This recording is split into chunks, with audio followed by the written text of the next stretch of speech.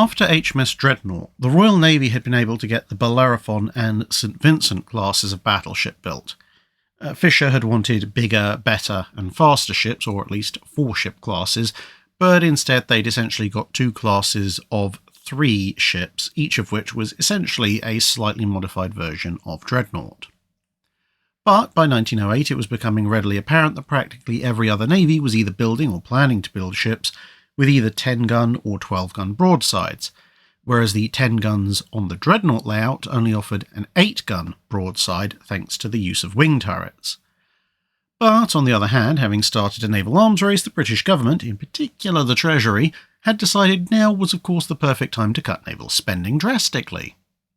Although they were eventually talked out of that, there was also no increase agreed, so a larger and more capable design would have to fit within those constraints. Threading this particular needle called for some creative thinking, and a series of designs were offered.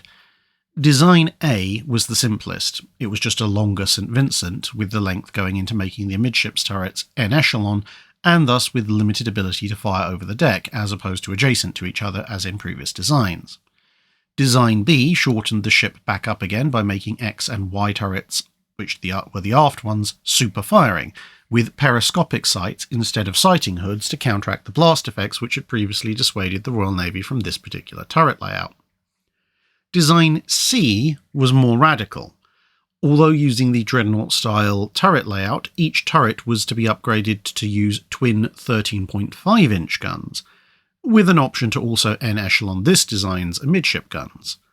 The great gun size, in any case, meant that a 13.5-inch ship would be longer, whatever layout you adopted. Another option was to adopt something like the layout of the Invincible class, dropping to 8 turrets with the amidships pair en echelon, but using the heavier 13.5-inch guns. However, all this represented far too much cost, and thus a much cheaper option, a Dreadnought layout but with X and Y super firing, armed with 12-inch guns, with the entire saved weight going into changes in armour, was proposed.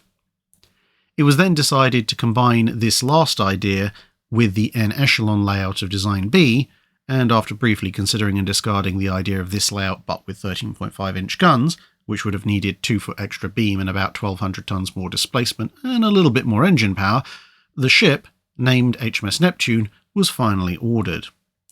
Displacing a fraction over 19,500 tons, the vessel represented no real increase in displacement over the previous class, and therefore achieved 21 knots via 4 turbine-powered screws with 25,000 shaft horsepower, which was only 500 more than the St Vincent's.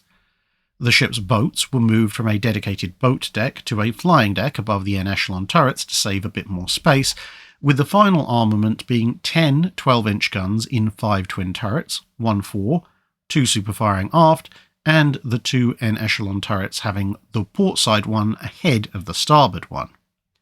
16 single 4-inch guns were installed at various points in the superstructure, which meant she technically had no casemates. 3 single submerged torpedo tubes, 1 each side and 1 in the stern, rounded out the offensive armament. Belt armour was 10 inches at its thickest, with a series of armour decks, the lowest being 1.75 inches thick, which was arranged in a turtleback style, then a 1.5-inch deck topping the belt, and a splinter bulkhead of the same thickness further in.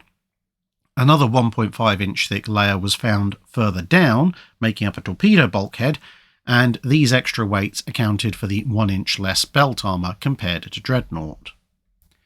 She would become the first British battleship built from the start with a full fire control system as we would understand it, as opposed to having one added partway through construction or into service. She was laid down in January 1909, launched in September of the same year, and commissioned at the very start of 1911, becoming the flagship of the fleet, a position that she would actually hold until spring 1914, when HMS Iron Duke took up the role. Exercises and reorganisation took up much of her pre-war service, as the Home and Atlantic fleets were combined with other formations to form the Grand Fleet at the start of World War I. Wartime itself was mostly a long series of patrols, although she was the target of a U-boat that found its attack runs cut short by HMS Dreadnought steaming in to claim the only battle victory against a submarine by a battleship by ramming U-29 at speed.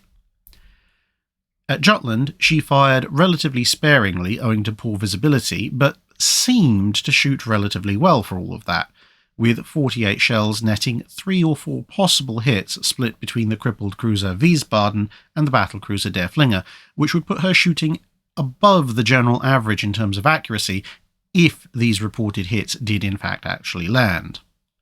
After that, in common with much of the Grand Fleet, it was patrols and escort work, with the occasional foray of the High Seas Fleet not coming to much of anything.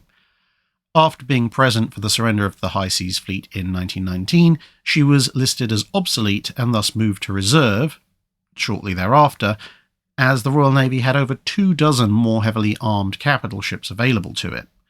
She would then be listed for sale in 1921, even before the Washington Naval Treaty, and was scrapped the following year. That's it for this video. Thanks for watching. If you have a comment or suggestion for a ship to review, let us know in the comments below. Don't forget to comment on the pinned post for dry dock questions.